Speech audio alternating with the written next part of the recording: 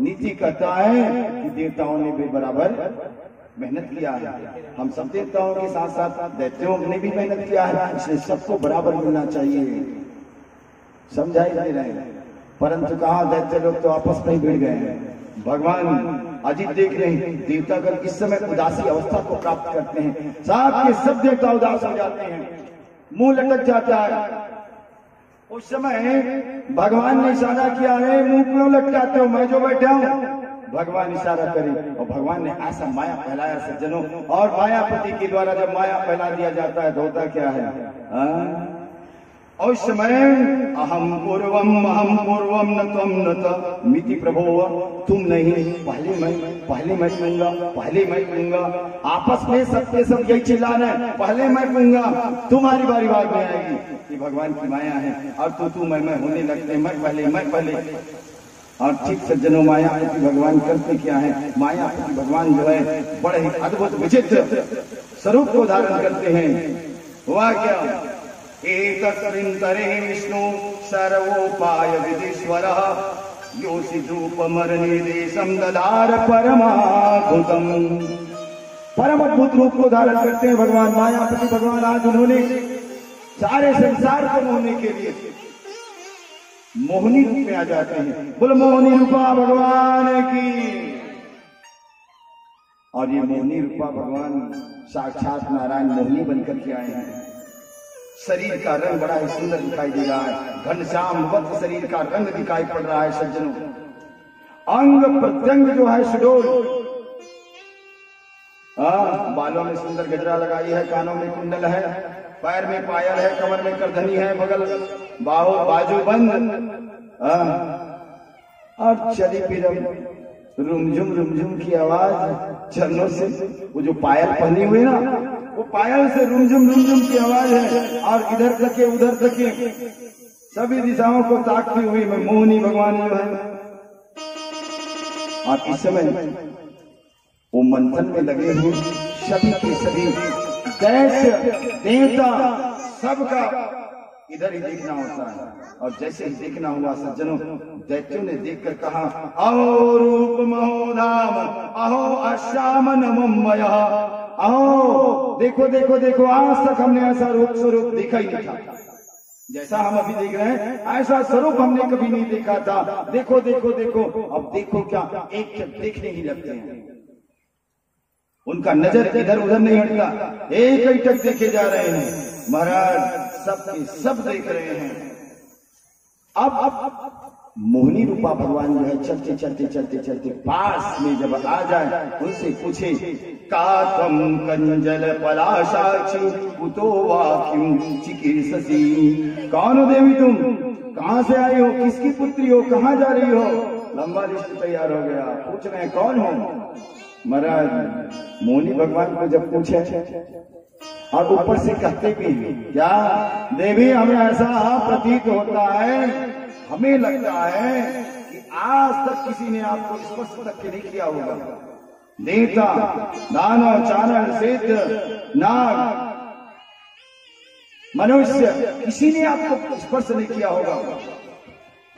लगता है विधाता ने हम पर कृपा किया है, ब्रह्मा जी ने हम पर बड़ी कृपा किया है, तभी आपको यहाँ इधर भेज दिया है। इस प्रकार से मोहिनी रूपा भगवान से बोले, देवी अच्छी समय में पधारी हो, आपका आगमन हुआ है, भले समय में हुआ है, क्योंकि हम लोग इस समय आपस विवाद में पड़े हुए हैं। हम सब के सब भाई हैं, बोले हम सब के सब भाई हैं, परंतु विवादग्रस्त हैं। अपना परिचय देना कैसे, हम कश्यप जी के पुत्र हैं, माता हमारी अदिति, परंतु अमृत के पान करने के लिए हम लड़ाई लड़ रहे हैं।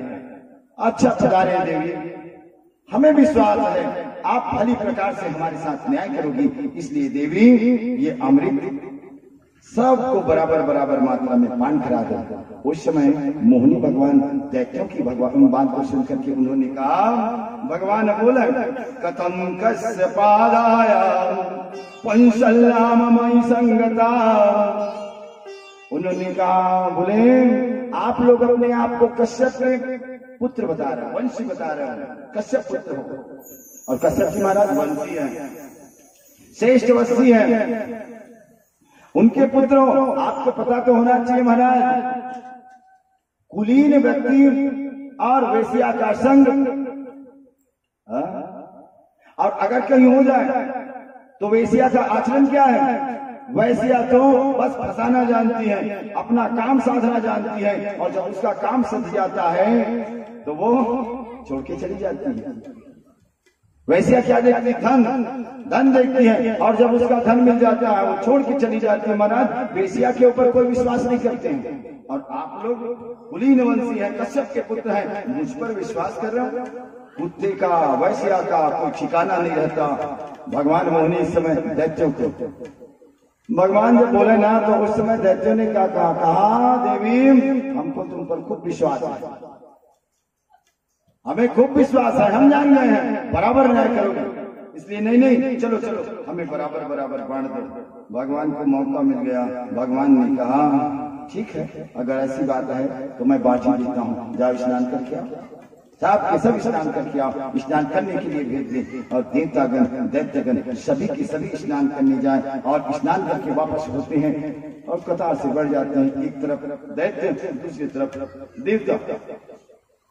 जब बैठे सज्जनों अब बारी है, मोहिनी रूपा भगवान हाथों में घड़ा है, और घड़ा रखे हुए धीरे धीरे मटकती हुई घूम रही है। और जब मटकती हुई घूम रही है ना, तो उन्होंने बांटने से पहले एक शर्त रख दिया है, और वो शर्त है, कहा देखो मैं बांट तो जरूर दूंगी, परंतु जो कोई बीच में विवाद पैदा करेगा ना, तो विवाद पैदा करते हुए मैं तो छोड़ के चली जाऊंगी, मैं न्याय नहीं करूंगी, छोड़ के चल दूंगी।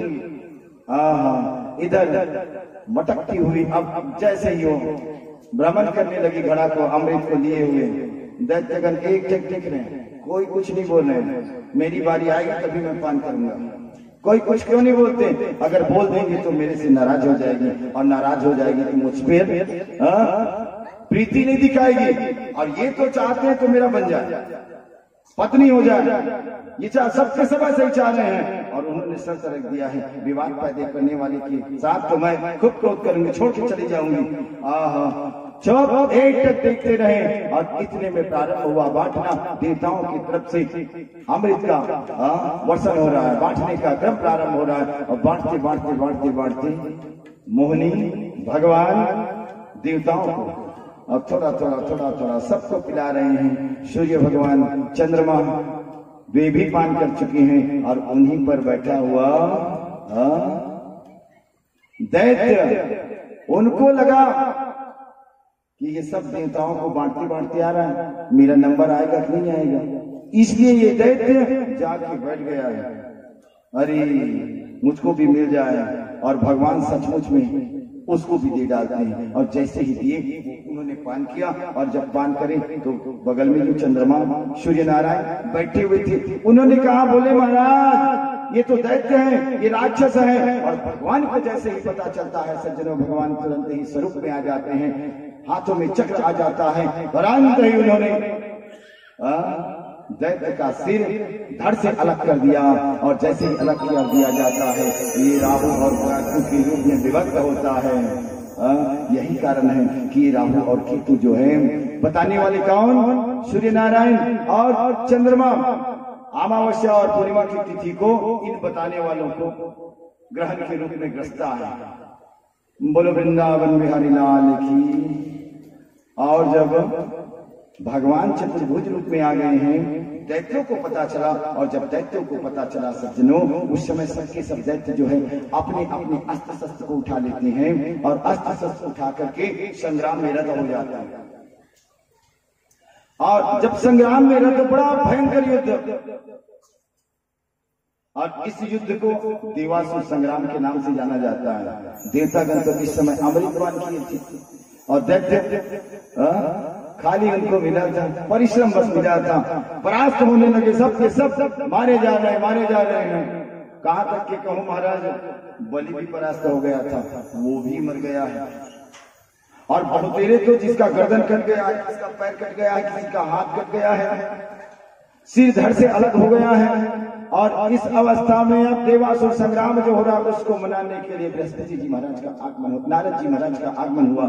नारद जी महाराज आए और उन्होंने महाराज देवादिदेव महाराज इंद्र महाराज को, ऐ त्रिदेव, तीनों लोक के स्वामी, आप तो जीत गए हो, अब तो शांत हो जाओ, शांत देवताओं शांत हो जाओ। और उनके कहने पर, उनके समझाने पर ये युद्ध जो है शांत होता है, क्योंकि महाराज को तो परास्त कर दे ऐसा उन्होंने मान रखा है। और इधर शुक्राचार्य के आदेश पर सज्जनों, शुक्राचार्य ने आदेश दिया, इधर युद्ध शांत हुआ, शुक्राचार्य जी ने आदेश दिया, अरे जिसके सिर और धड़ लगा हुआ है उसको अस्ताचल की यात्रा कराया जाए। यात्रा करते हैं, और जब यात्रा करते हैं सज्जनों, महाराज हमने आपको बताया कि बलि महाराज भी मृत्यु को प्राप्त कर गया था। शुक्राचार्य महाराज की आज्ञा से अस्ताचल की यात्रा पर ले जाया जाता है और संजीवनी बूटी के माध्यम से गुरु शुक्राचार्य ने उसको जिंदा कर दिया। और जिंदा करने के बाद अब महाराज को जब पता चला गुरुदेव ने मुझको जिंदा कर दिया है, जिंदा कर दिया है, जैसे ही जाना तब तो फिर क्या बात था, गुरुदेव आप भगवान है, गुरुदेव है, मेरे स्वामी हैं, आपने मुझको जिंदा किया है, ये सारा जीवन आपको अर्पण है भगवान। और वैसे भी अपने अपने गुरु जी को सभी मानते हैं, भगवान मानते हैं, उन्होंने भी खूब अपने गुरु जी को मान दिए, और जब मान दिए तो गुरु जी प्रसन्न हुए। सज्जनों, इस प्रकार अभी जो आप कथा सुन रहे हो, 8वां मनवंतर और 9वां मनवंतर अब आने वाला है।